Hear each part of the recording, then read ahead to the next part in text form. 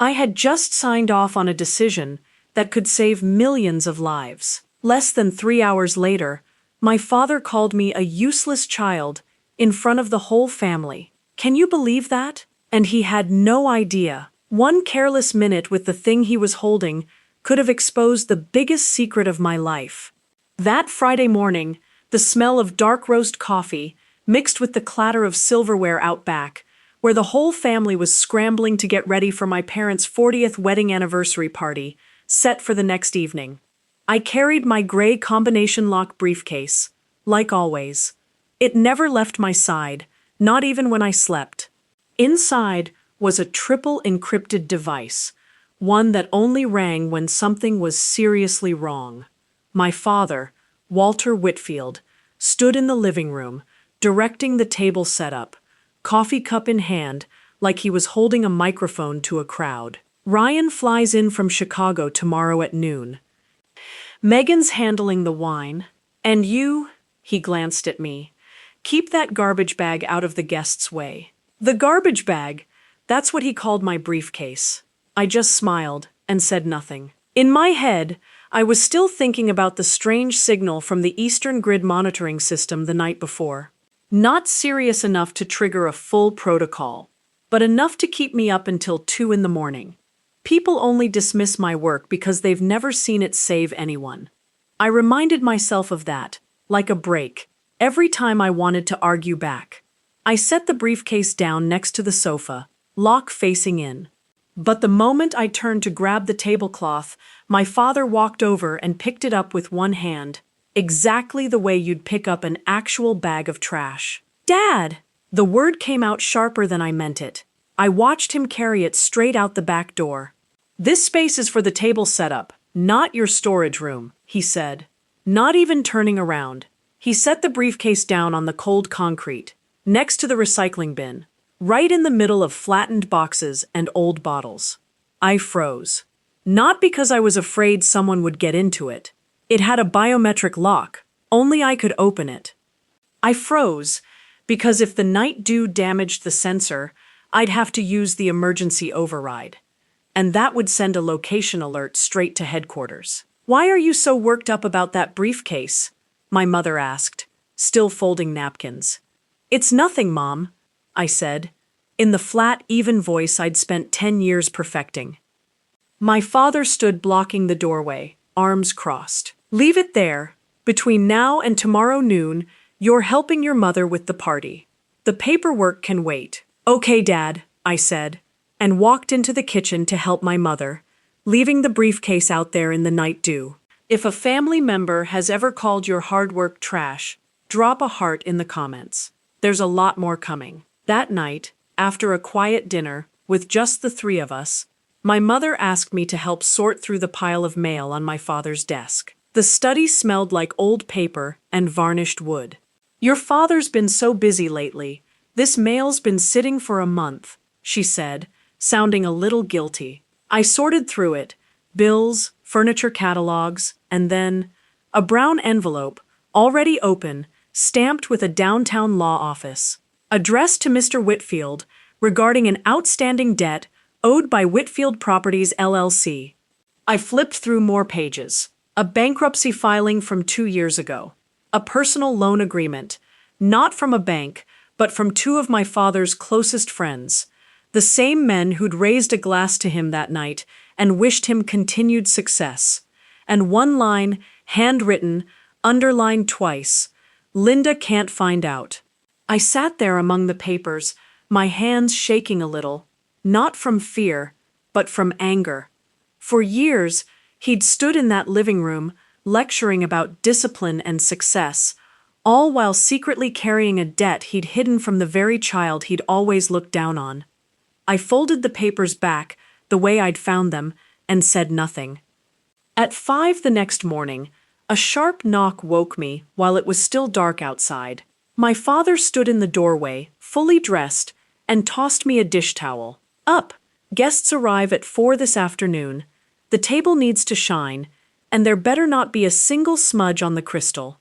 I sat on the cold kitchen floor, polishing glass after glass, the cloth squeaking steadily against crystal, while my father stood watching with his arms crossed, calling out smudges that weren't even there. "You're so used to desk work, that's why you're this slow," he said, loud enough for my mother to hear from the kitchen.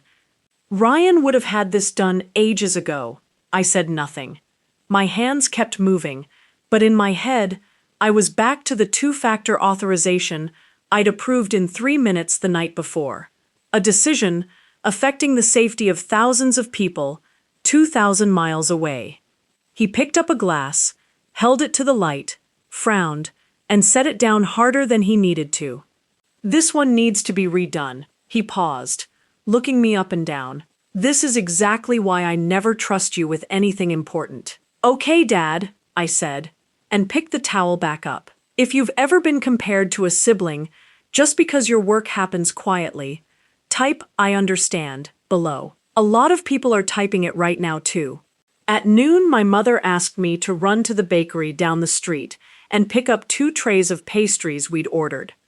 I felt like a weight had lifted, 15 minutes away from a house thick with perfume and fresh wallpaper glue. The bell over the bakery door gave a soft ring as I walked in, the air warm with butter and caramel.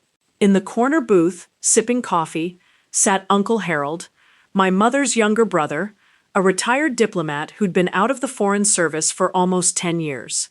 He was the only person in the family who'd never once asked me when I was getting promoted. "You look like you just went to war with an entire regiment," he said, laughing, and pulled out a chair for me. I gave him the short version, the briefcase left out in the yard, the whole morning spent polishing glasses. He just nodded. Nothing seemed to surprise him. When I reached for the sugar, my sleeve slid up just enough to show the edge of my wallet in my pocket. A small, dark blue card, level 1, embossed across it. No name, just a code. Uncle Harold stopped mid-sentence. He went quiet for a long moment, then set his coffee cup down slowly, like he was afraid of breaking something invisible. "That's not something they hand out to a regular program analyst," he said, his voice dropping low. I pulled my sleeve back down and said nothing. "You don't have to answer that," he went on. "Just know this. I've sat in rooms with people who carried cards like that. They were never the loudest ones in the room." I looked at him. For the first time in 2 days, I felt like someone actually saw me. "I don't want Mom and Dad to know," I said quietly. "Not yet." He put his hand over mine, warm and steady. "Then let him talk. The loudest person in the room is usually the most afraid. Stay quiet through the party. Let your work speak for itself. When it's ready to." I smiled. My first real smile in 2 days. "I'll remember that. I'll be at table 2 tonight," he said. "If anything happens, I'll be the one clapping the loudest." As I stepped out, the bell rang again behind me. I glanced back at him one more time, sitting up straight, like a man who'd once represented an entire country at the negotiating table, now quietly drinking coffee in a small bakery where nobody knew who he used to be. Just like me. On the way home, I swung by the backyard before going in the front door. I picked up the briefcase, damp with a thin layer of dew, wiped it down with the hem of my shirt, and tucked it into the large tote bag I'd brought along. At 4 o'clock, the guests started arriving. The living room glowed, glasses clinking over background music, the air thick with perfume. Ryan came straight from the airport, still in his hospital blazer, and my father introduced him to every guest like a trophy. Megan arrived with her husband, carrying 2 cases of expensive wine. I stood in the corner, in a plain, dark blue dress, holding a glass of orange juice, trying to disappear into the background. It didn't work. Partway through the dinner, my father stood up and tapped his glass for attention. The clink of metal on crystal rang out, and the room fell quiet. "Thank you all for celebrating 40 years with me and Linda," he began. Then he went down the list. Ryan, the youngest surgeon in his department. Megan, 3 years in, and already turning a profit. The room broke into applause. His eyes landed on me. "And Claire," he said, with that smile I'd known since I was a kid. my youngest, 34, still, finding her way in her little desk job. A few soft laughs rippled through the room. But that's fine. Everyone moves at their own pace, right? I felt every eye in the room turn toward me. My hand tightened on the strap of my bag. The briefcase I'd quietly retrieved after picking up the pastries was sitting at the bottom of it now, still and silent. My father wasn't finished. He put a hand on my shoulder and turned to the guests. For the rest of the night, Claire's going to help pour wine for everyone. Good practice, learning how successful people host. He handed me an open bottle of red. Uncle Harold's words from that morning echoed in my head. The loudest person in the room is usually the most afraid. I took a breath, long enough to steady my voice, and took the bottle. Not because I accepted the role he'd just handed me, but because right at that moment, I felt a faint, familiar vibration coming from the lining of the bag on my shoulder. 2 long pulses, 3 short ones. My heart rate slowed down, strangely enough. That's always how I react when something is seriously wrong. Not panic, focus. "Sure, Dad," I said, my voice still even. I started pouring, glass by glass, smiling politely at each guest, while in my head, I was already running through the emergency authorization steps, counting down to the last table so I'd have a reason to slip inside. If you've ever been told to serve everyone else in your own family, drop a comment right now, because from here, everything's about to change. I set the empty wine bottle down at the last table, excused myself to grab more napkins, and slipped through the kitchen door into the back hallway, where the party lights didn't reach. Only the muffled sound of music came through the wall. My hands shook a little as I opened the briefcase's combination lock. Not from fear, from speed. I pressed my thumb to the sensor. A soft click, and a blue screen lit up. Authentication successful. Lead coordinator, online. "This is Whitfield. I'm online. Give me a status report." The voice on the other end gave it to me straight. An incident at a critical infrastructure facility on the eastern grid had crossed the alert threshold. They needed the response plan approved within 10 minutes. The decision had to be made in person with biometric confirmation on site. "Send the team to my current location," I said, "and read off the address clearly. I'm confirming my identity publicly. Effective now." 6 years of staying anonymous, over in one short sentence, in a dark hallway. I set the phone down and looked at myself in the mirror at the end of the hallway. The thin cardigan I'd thrown over my dress that afternoon, the thing that made me blend even further into the crowd, came off. I folded it and put it in my bag. I pulled out my hair tie and swept my hair back, the way I wore it every morning walking into that windowless building. Last, I took the level 1 card out of my wallet, pulled off the leather sleeve covering my name and code, and clipped it straight onto my lapel, where anyone standing across from me could see it. In the mirror, the woman looking back at me wasn't the kid he'd called a bag of trash anymore. I walked back into the party, right as my father launched into another story about Ryan. My mother was the first to look up, her brow creasing slightly, like she'd noticed something different about the way I was standing.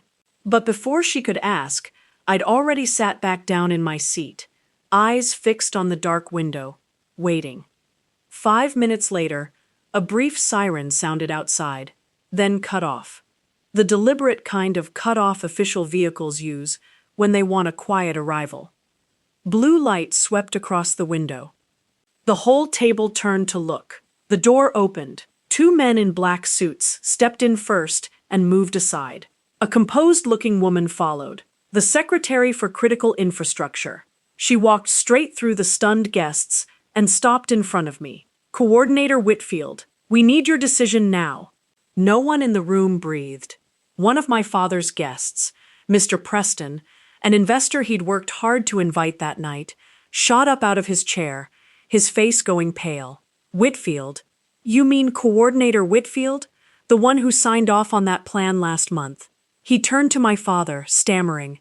"Walter, you never said your daughter was—" The secretary turned, her eyes passing over my father for exactly 1 second, long enough for the whole room to realize she was sizing him up. "You're the lead coordinator's father?" she asked, her tone polite but heavy, like a reprimand. "You're a lucky man." My father just stood there, wine glass in hand, mouth open, and nothing came out. I asked the secretary for 5 minutes, stepped into the hallway with the support team, and approved the plan through the secure device, confirming with my fingerprint and voice. The whole thing took 4 minutes and 20 seconds. When I walked back into the party, every eye was still on me, but nobody was smirking anymore. The secretary shook my hand before she left. "Thank you for always being ready, even on a family night off." She nodded to my mother, then left with her escort. The sound of the engines faded outside, leaving a thick silence behind. The pendulum clock in the living room suddenly sounded impossibly loud. I stood in the middle of the room. Ryan's jaw was still hanging open. Megan was gripping her husband's hand.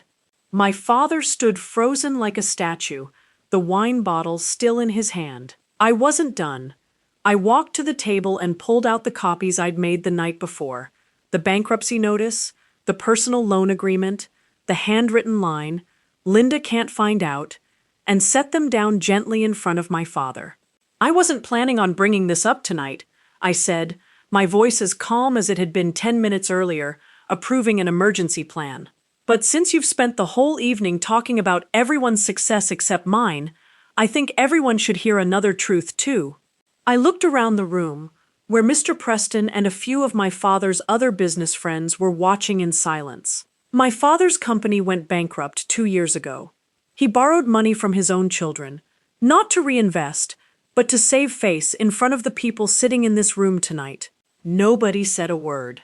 Mr. Preston set down his glass, quietly picked up his coat, murmured an apology to my mother, and left. A few other guests followed, their footsteps on the hardwood floor, uncomfortably loud. My father stood there for a long moment. Then, without a word, he turned and walked up the stairs. The bedroom door closing behind him was the only sound left in the silence. In the weeks that followed, my mother told me the news about the debt spread fast through the very circle of friends he'd wanted to impress that night. 2 consulting contracts he'd been waiting to sign fell through without explanation, and the fishing boat he'd bragged about for 2 years went up for sale the following week to pay down the debt. My mother, who'd spent the last 2 days quietly doing whatever she was told, stood up from her chair. She looked toward the stairs, then at me, her eyes red but steady. She reached behind her back, untied the apron she'd worn all evening to serve the guests, folded it neatly, and set it down on the empty chair where my father had been sitting. "Starting tomorrow," she said, her voice quiet but firm, "I'm putting my own name on my own accounts." I walked over and hugged her. Behind her, Uncle Harold was quietly clapping, just like he'd promised. 3 months later, I stood in the coordination office's auditorium, under the stage lights, and received the Distinguished Public Service Medal from the secretary herself. The host announced my appointment as office director, the youngest in the agency's history. In the front row, my mother sat next to Uncle Harold, gripping a tissue, laughing through tears. Beside her was an empty seat. My father hadn't come. He'd called me the week before, his voice nothing like usual, stumbling through an apology, for never once asking what you actually do. My mother told me he'd just taken the first job he'd ever gone out and found on his own, selling cars at a used lot outside of town, no connections, no favors, and he'd toned down the bragging quite a bit. I told him I needed time, but I did take that call, and for me, that was enough of a start. From the podium, I looked out at the crowd, colleagues, supervisors, and Ryan and Megan sitting quietly near the back, looking at me differently for the first time. There's a line I've reminded myself of for years. I paused, letting the mic's echo settle. People only dismiss your work because they've never seen it save anyone. I'm not standing here to prove anything to the people who look down on me. I'm standing here because quiet work deserves to be seen too, not for applause, but for respect. The room broke into applause. Uncle Harold was the first one on his feet, just like always. If your own family has ever looked down on your work just because they didn't understand it, drop "I'm ready" in the comments. And if this story reminded you of a moment when you were finally proven right, even just once, tell me about it below. Subscribe, and let's share more stories like this every week.